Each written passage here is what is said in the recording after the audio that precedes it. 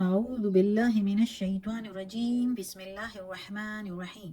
سب video دیکھنے اور سننے والوں کو السلام علیکم۔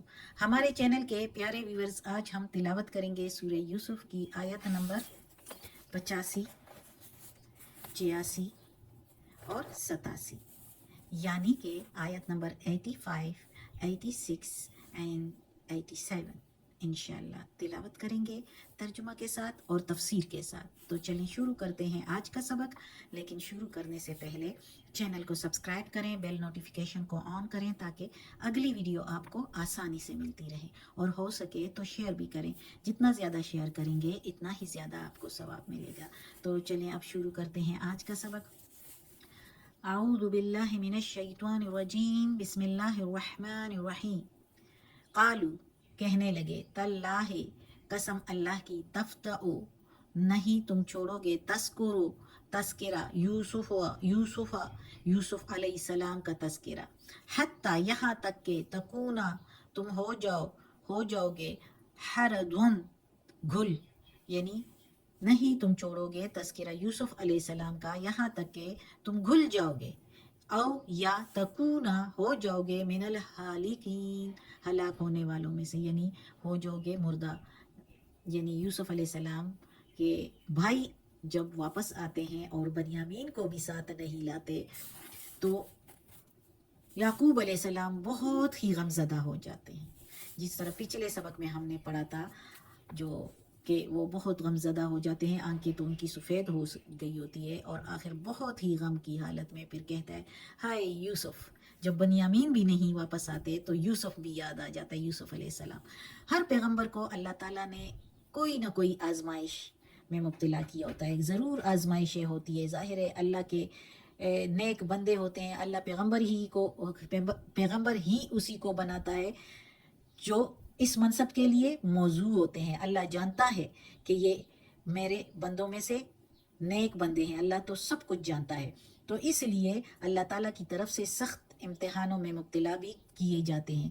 پھر امتحان کے اقسام مختلف ہوتے ہیں، ہر نبی کو اللہ تعالیٰ اپنی حکمت اور اس کے استطاعت کے مطابق جو ہے اس طرح کے امتحان میں مبتلا کرتا ہے۔ اور یعقوب علیہ السلام کے دل میں اللہ تعالیٰ نے اس کے بیٹے یوسف علیہ السلام کا محبت بہت ہی زیادہ ڈالا ہوتا ہے، جس کو دیکھ کر ہی یعقوب علیہ السلام خوش ہوا کرتے تھے یوسف علیہ السلام کو۔ تو اللہ تعالیٰ نے اسی طریقے کا امتحان میں یعقوب علیہ السلام کو ڈالا کہ یوسف علیہ السلام کو جدا کر دیا، اور کس طریقے سے جدا ہو گئے کہ بندہ نہ جیے اور نہ مرے۔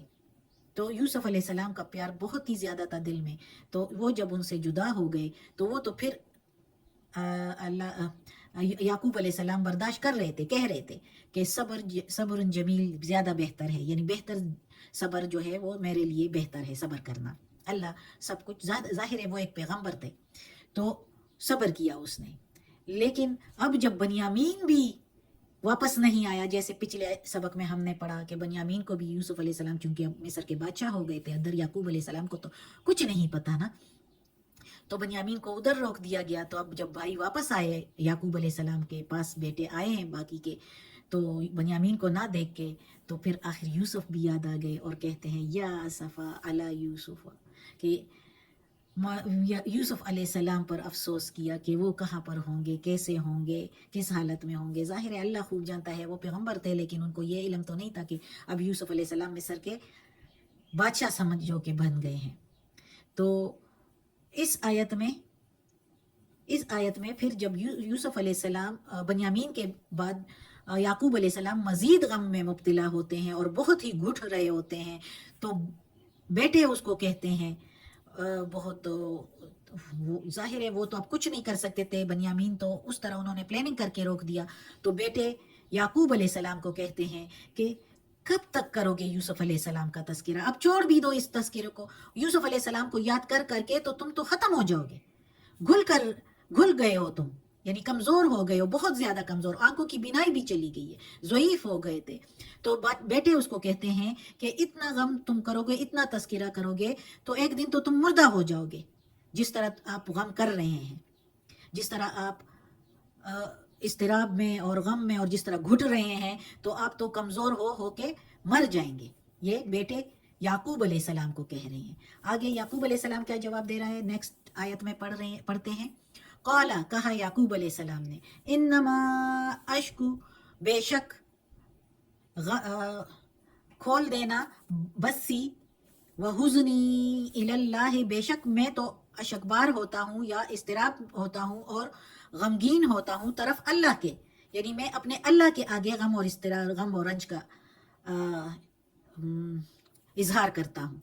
अल्लाह के आगे खोलता हूँ अपना गम और रंज, अपना इस्तिराब और गम जो है वो अल्लाह के आगे बयान करता हूँ। व आलमु, और जानता हूँ, मिनल्लाह, अल्लाह की तरफ से, मा ला तालमून, जो नहीं तुम जानते।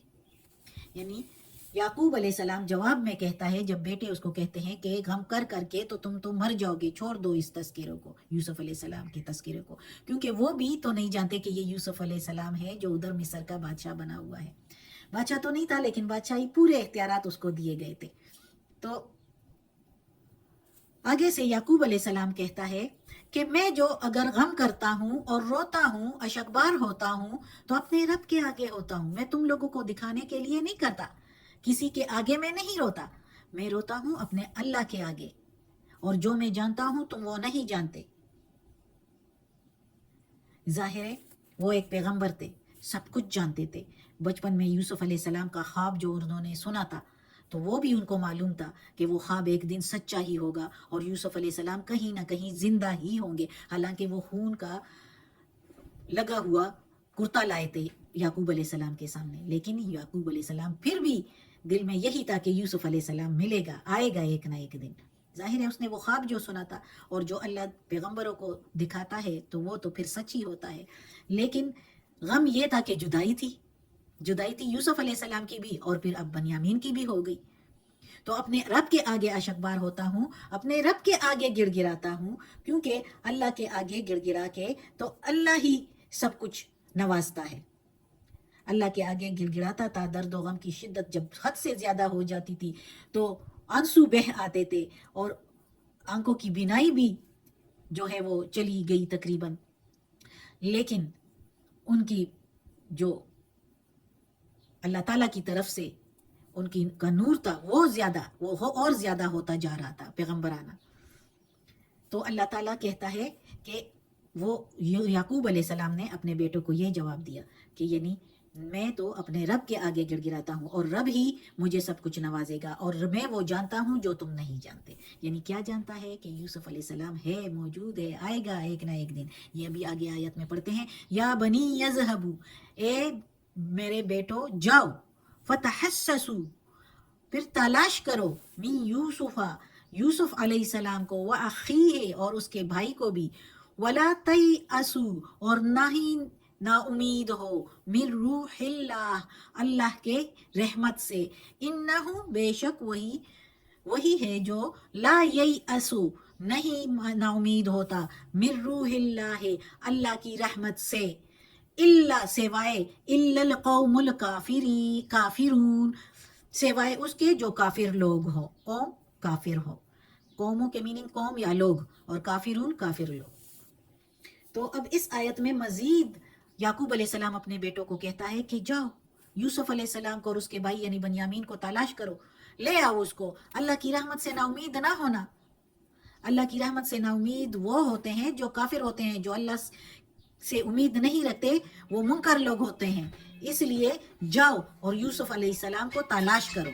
इस आयत में अल्लाह ताला ने याकूब अलैहिस्सलाम के ज़रिए अपने बेटों को ये बताया, और हमें भी ये सबक मिलता है कि कितनी ही मुश्किल और मुसीबत हो, लेकिन हिम्मत नहीं हारनी। अब देखो वो खून का लगा हुआ कुर्ता भी लाए थे, लेकिन याकूब अलैहिस्सलाम कहता है जाओ तलाश करो उसको। उनको यकीन था कि यूसुफ अलैहिस्सलाम जिंदा है। तो ये है पैगंबराना खसूसियत जो یعقوب علیہ السلام نے اس آیت میں بتایا اپنے بیٹوں کو. اور ہر حالت میں انسان کو ہمت سے اور اللہ پر بھروسہ کرنا چاہیے، اللہ کی رحمت سے نا امید نہیں ہونا چاہیے ہر حالت میں. صدق اللہ العظیم. آج کا سبق ختم ہوتا ہے. اللہ ہمیں توفیق دے اس قرآن مجید کا ترجمہ مکمل کرنے کی اور اس پر عمل کرنے کی توفیق دے. یا اللہ یا پروردگار یا رب العالمین یا مالک یوم الدین یا اعلیٰ کل شیء قدیر. یا اللہ یہ تیرے کلام قرآن مجید کی تلاوت کی ہے، ترجمہ اور تفسیر کے ساتھ اس کے زیر زبر پیش میں تلفظ میں کوئی غلطی ہوئی ہو تو معاف کر دینا. یا اللہ تو معاف کرنے والا مہربان ہے.